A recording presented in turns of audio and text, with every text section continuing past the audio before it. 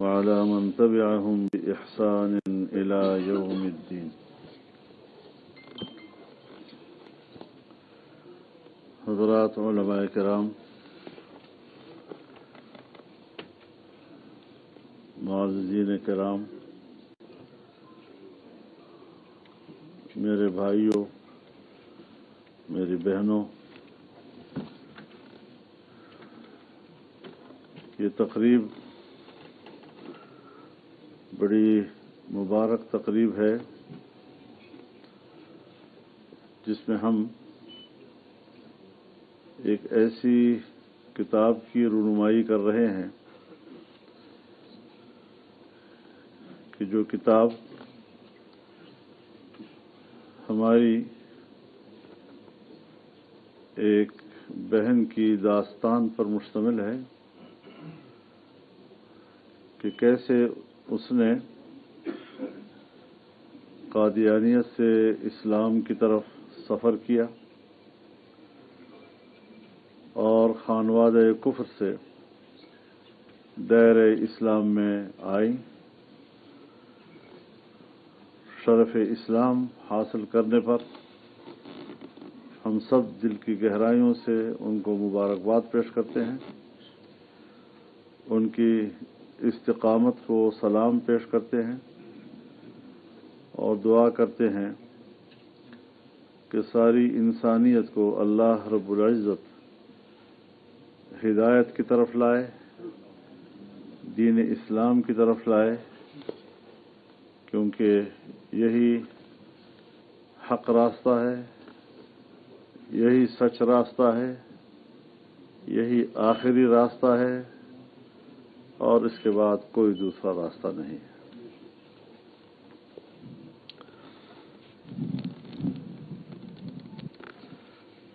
اس سفر میں جن حضرات نے ان کی مدد کی، ان کو سہارا دیا، ان کی تربیت کی، میں انہیں بھی خراج تحسین پیش کرتا ہوں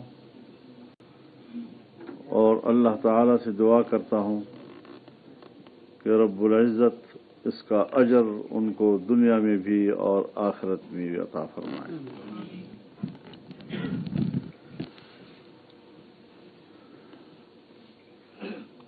پوری دنیا میں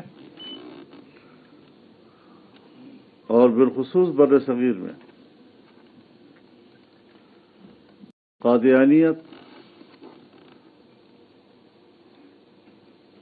برطانیہ کا خود کاشتہ پودا ہے جس کا اعتراف اپنی کتابوں میں مرزا غلام احمد قادیانی نے خود کیا ہے۔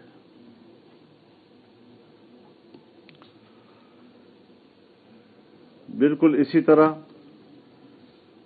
جس طرح اسرائیل برطانیہ کا خود کاشتہ پودا ہے۔ ایک مشنری تحریک کے طور پر مسلمانوں کو گمراہ کرنے کی ایک تحریک ہے، راہ حق سے ہٹانے کی ایک تحریک ہے، لیکن ہمارے اکابر، ہمارے اسلاف، ان کو اللہ رب العزت کروڑوں رحمتوں سے نوازے، جنہوں نے اس فتنے کا تعاقب کیا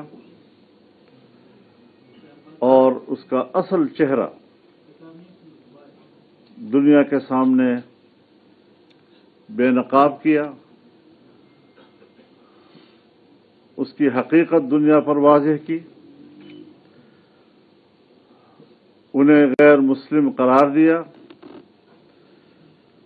اور بر صغیر کے تمام مکاتب فکر کے علماء نے اس بات پر اجماع کیا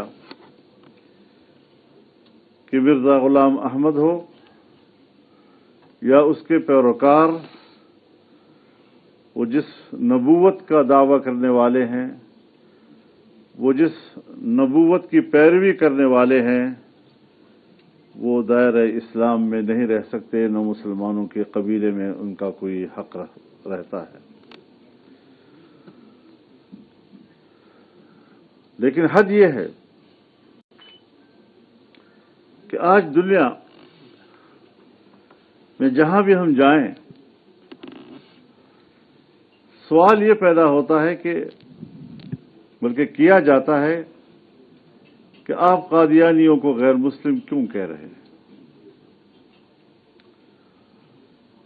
ان سے کوئی نہیں پوچھتا کہ تم پوری امت مسلمہ کو غیر مسلم کیوں کہتے ہو،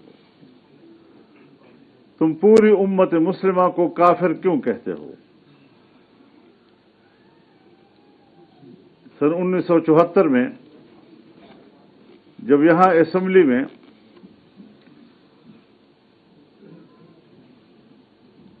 اس زمانے میں شاید مرزا طاہر تھے،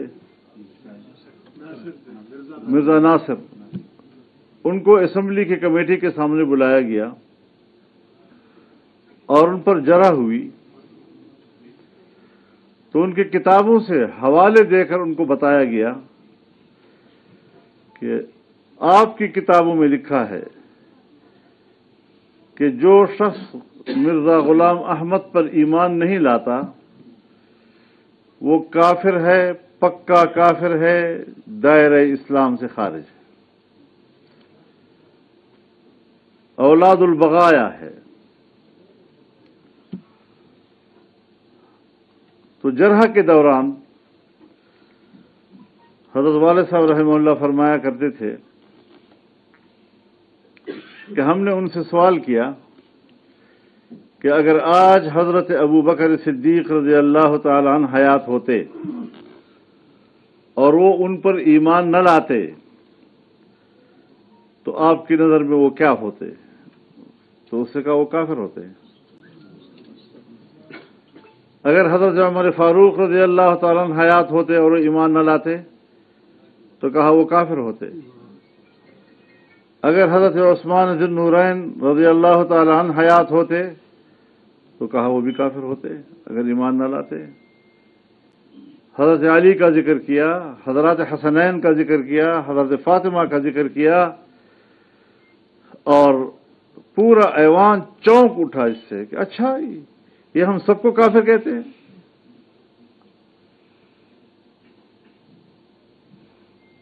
تو یہ ایک بہت بڑا سوال ہے، بہت بڑی جرت ہے کہ خود کفر کرنے والا وہ امت مسلمہ کو کافر تصور کرتا ہے۔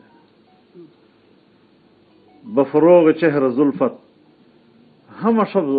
ہم شب زند رہے دل چه دلاور است دزده که به کف چراغ دارد۔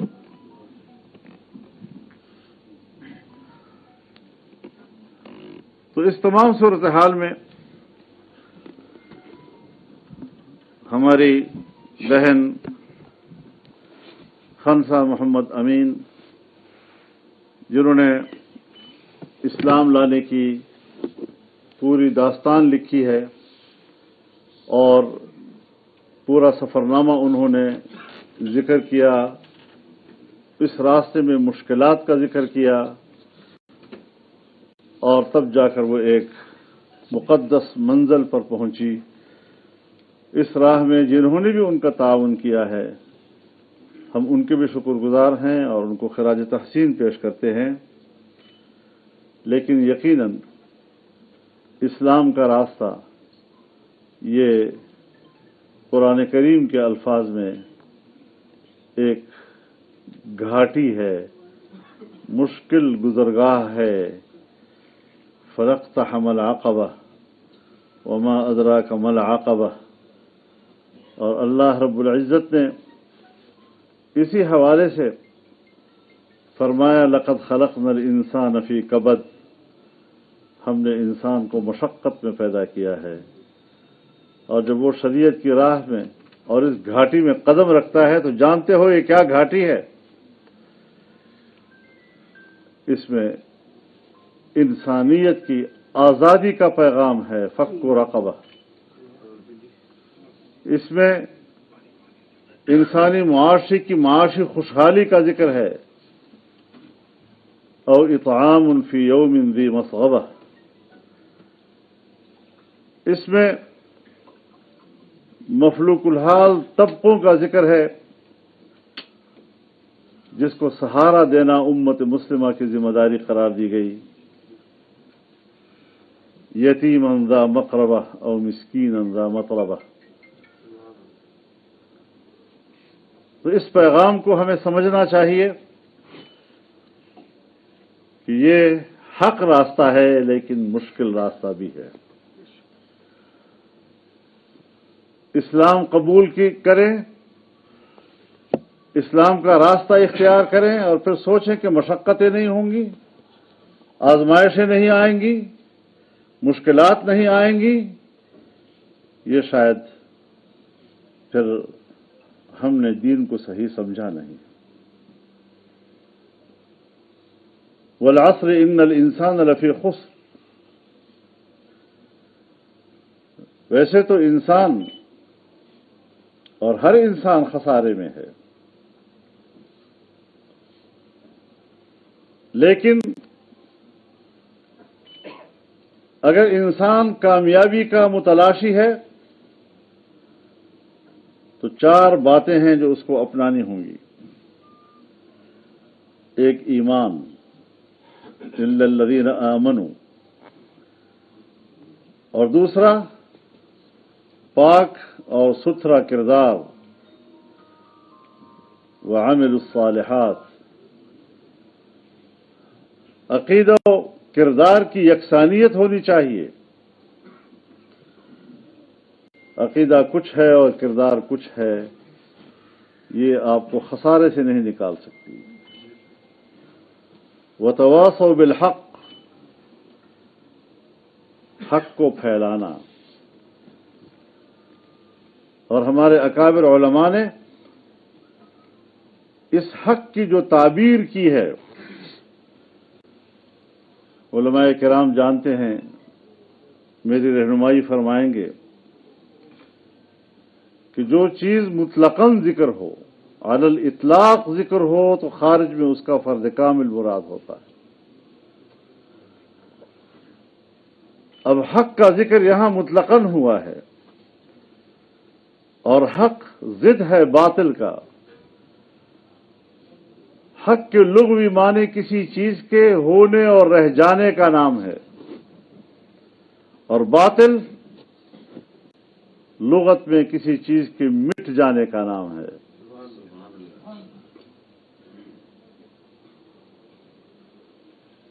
اب ہمیں معلوم نہیں کہ ہم کس چیز سے اس حق کو تعبیر کریں، تو تعرف الاشیاء باضدادها،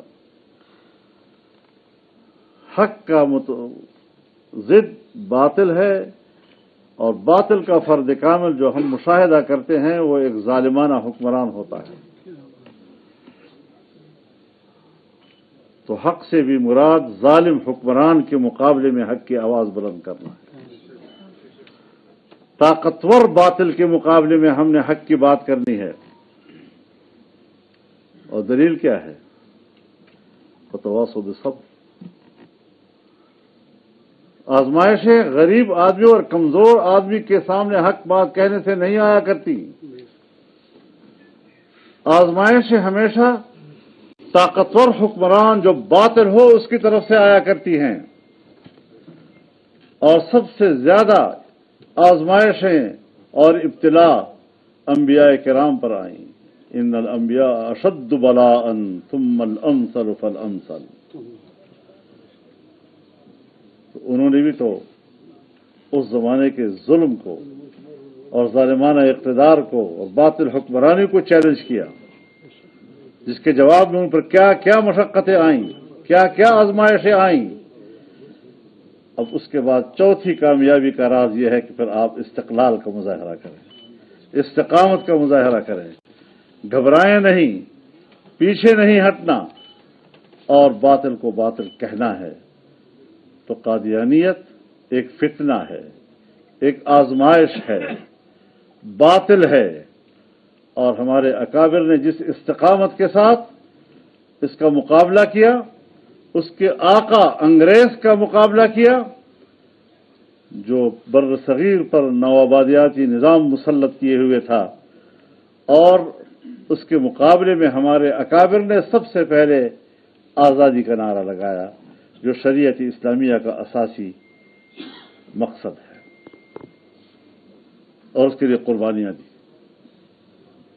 50,000 سے زیادہ مسلمان سولیوں پہ لٹکائے گئے، 27,000 سے زیادہ اس میں اکثر علماء کرام تھے۔ لیکن کسی نے بھی، انگریز لکھتا ہے کہ ہم نے ہر عالم دین سے کہا کہ اتنا کہہ دو کہ میرا اس تحریک سے ساتھ تعلق نہیں تھا، آپ بچ جائیں گے۔ ایک فرد بھی ہمیں نہیں ملا جس نے کہا ہو کہ میرا اس سے تعلق نہ تھا۔ آپ اور ہم آج ان قربانیوں کے امین ہیں۔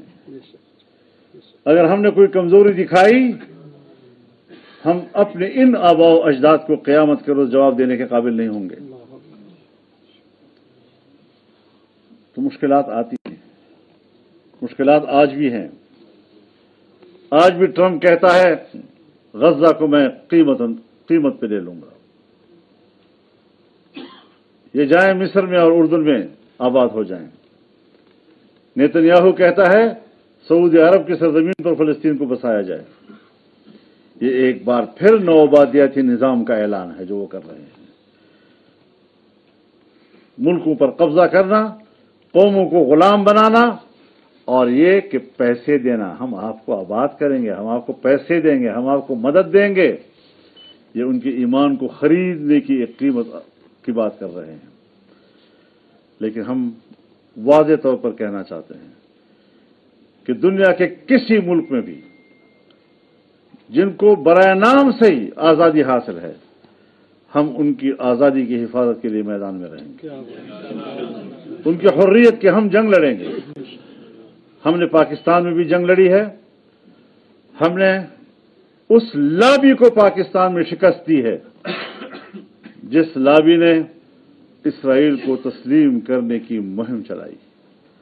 ہم نے اس لابی کو شکست دی ہے جس نے پاکستان میں قادیانیوں کو دوبارہ مسلمان ڈکلیئر کرنے کا ایجنڈا لائے تھے، ہم نے اس ایجنڈے کو ناکام بنایا ہے۔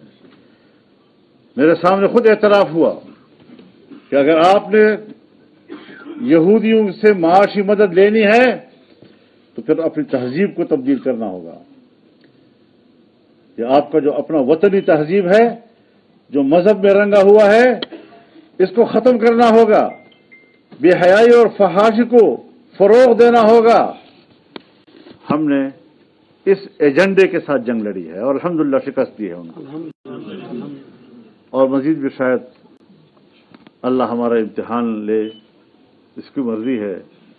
ہم آزمائشوں کی دعوت نہیں دیں گے، ہم اللہ سے کہیں گے یا اللہ آزمائشوں سے بچا، لیکن اگر مقدر ہیں تو پھر ہمیں اس کے لیے تیار رہنا ہوگا، کیونکہ بنیادی چیز امن ہے، عافیت ہے۔ سر اللہ العافیہ، نبی علیہ الصلوۃ والسلام نے فرمایا اللہ سے عافیت مانگا کرو، ولا تتمنوا لقاء العدو، اور دشمن کا سامنا کرنا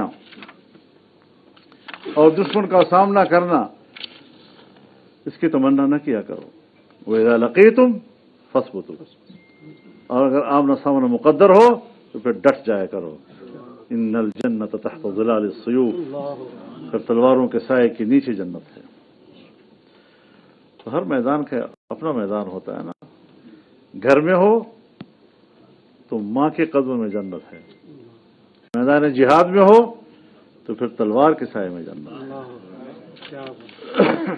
تو الحمدللہ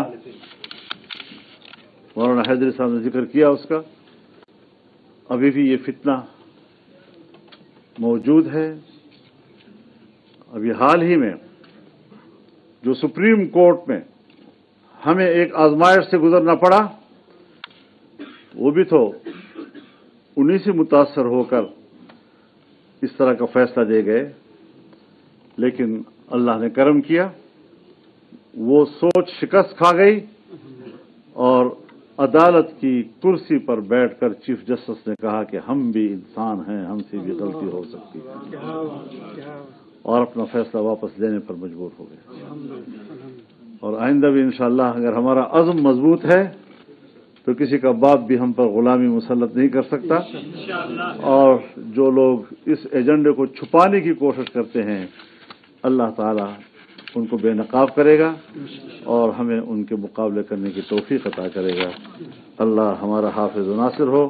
ایک بار پھر خنسا بی بی کو مبارکباد پیش کرتا ہوں اور ان کے لیے استقامت کی دعا کرتا ہوں۔ وآخر دعوانا ان الحمدللہ۔ جی دعا تو ہونے گئی، دعا ہی تھی آخری، یہ ایک رسم ہے، دعا کر لو، حالانکہ ہر مقرر اپنا آخری الفاظ دعاؤں سے ختم کرتا ہے۔ الحمد للہ رب العالمین والصلاة والسلام على خیر خلقہ محمد وعلى آلہ وصحبہ اجمعین۔ اللهم اهدنا سبل السلام، اللهم اهدنا سبل السلام، اللهم اهدنا سبل السلام، اللهم وفقنا لما تحب وترضى وأحسن عاقبتنا في الأمور كلها وأجرنا من خزي الدنيا وعذاب الآخرة، رب اغفر وارحم وأنت خير الراحمين۔